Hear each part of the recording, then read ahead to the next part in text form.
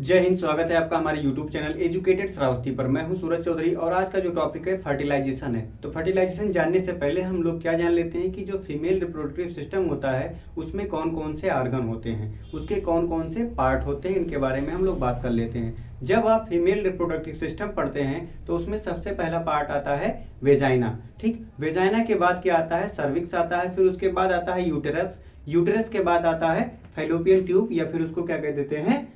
Oviduct कह देते हैं। ठीक, अभी हमने आपको बताया कि सबसे पहले आता है वेजाइना। ठीक, ये वेजाइना हो गया। उसके बाद यहाँ पे होता है सर्विक्स हो जाता है।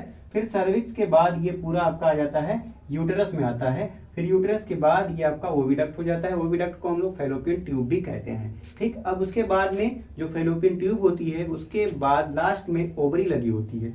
इधर भी ओवरी लगी होती है और इधर भी ओवरी लगी होती है। ठीक, तो अब हम लोग शुरू करते हैं फर्टिलाइजेशन। तो आप लोग जान लीजिए कि जो ह्यूमन बीइंग में फर्टिलाइजेशन होता है वो इंटरनल फर्टिलाइजेशन होता है। इंटरनल फर्टिलाइजेशन का मतलब ये होता है कि फर्टिलाइजेशन की सारी प्रोसेस जो होती है वो फीमेल बॉडी के अंदर होती हैं। और कुछ एनिमल्स ऐसे होते हैं जिनमें एक्सटर्नल फर्टिलाइजेशन पाया जाता है। एक्सटर्नल फर्टिलाइजेशन का मतलब ये हो गया, जैसे फिश को आप लोग देख लेंगे तो फिश के बॉडी के अंदर फर्टिलाइजेशन नहीं होता है, बॉडी के बाहर फर्टिलाइजेशन होता है। स्पर्म और एग दोनों जो है बाहर रहते हैं, पानी में रहते हैं, वहां पे उनकी मीटिंग होती है और वहां पे उनका फर्टिलाइजेशन होता है। ठीक, ऐसे अब इसमें जो है इंटरनल फर्टिलाइजेशन होता है। इंटरनल फर्टिलाइजेशन में जो न्यूबॉर्न बेबी है या जो बेबी है, फीटस है, वो बॉडी के अंदर डेवलप होता है, उसी को इंटरनल फर्टिलाइजेशन कहा जाता है। अब इसमें किसका फंक्शन होता है? फर्टिलाइजेशन में एग का होता है और स्पर्म का होता है। ठीक, तो स्पर्म कहाँ पे बनता है? मेल में स्पर्म का फॉर्मेशन होता है टेस्टिस में। ठीक, और फीमेल में एग का फॉर्मेशन कहाँ होता है? एग का फॉर्मेशन होता है ओवरी में।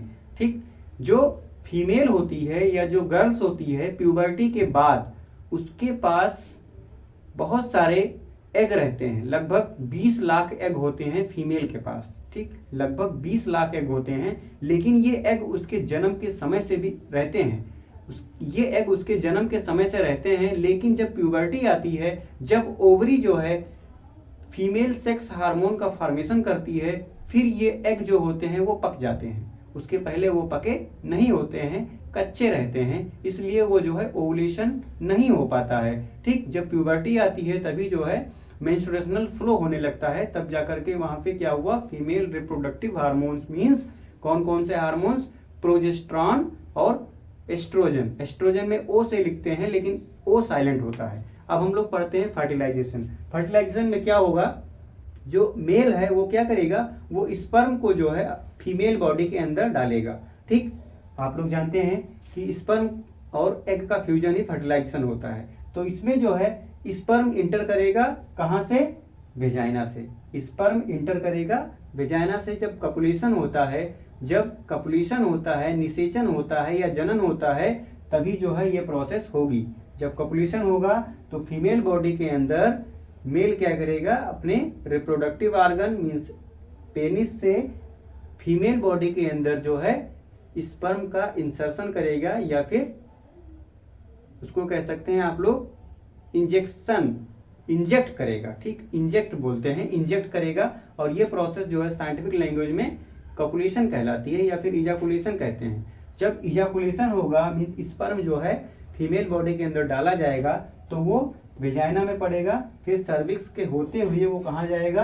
यूटेरस में पहुंचेगा। ठीक, ये पूरा यूटेरस का पार्ट है और ये soft and thick lining of uterus है। ये वाली जो है ये सॉफ्ट और थिक लाइनिंग है किसकी? यूटेरस की। अब जब स्पर्म एंट्री किया, स्पर्म क्या करेगा? Sperm swims through uterus and go into oviduct. अब स्पर्म क्या करेगा?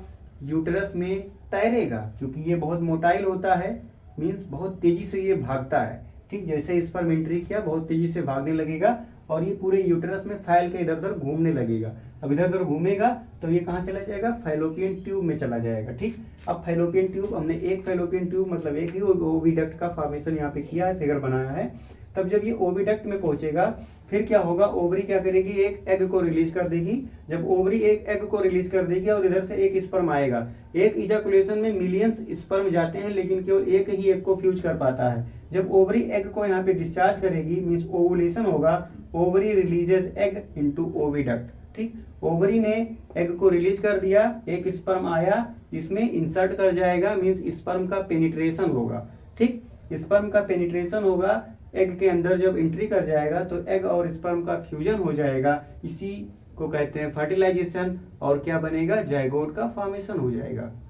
ठीक, बहुत ही सिंपल तरीके से मैंने आपको बता दिया है, स्पर्म और एग का फ्यूजन ही फर्टिलाइजेशन होता है। ह्यूमन बीइंग में इंटरनल फर्टिलाइजेशन होता है और कपुलेशन के दौरान स्पर्म को जो है फीमेल बॉडी के अंदर इंसर्ट कराया जाता है, जिसको क्या कहते हैं, इजैकुलेशन कहते हैं। एक इजैकुलेशन में मिलियंस ऑफ स्पर्म जो है अंदर जाते हैं, लेकिन एक ही केवल एक एग से फ्यूज होता है और जाइगोट का फॉर्मेशन करता है।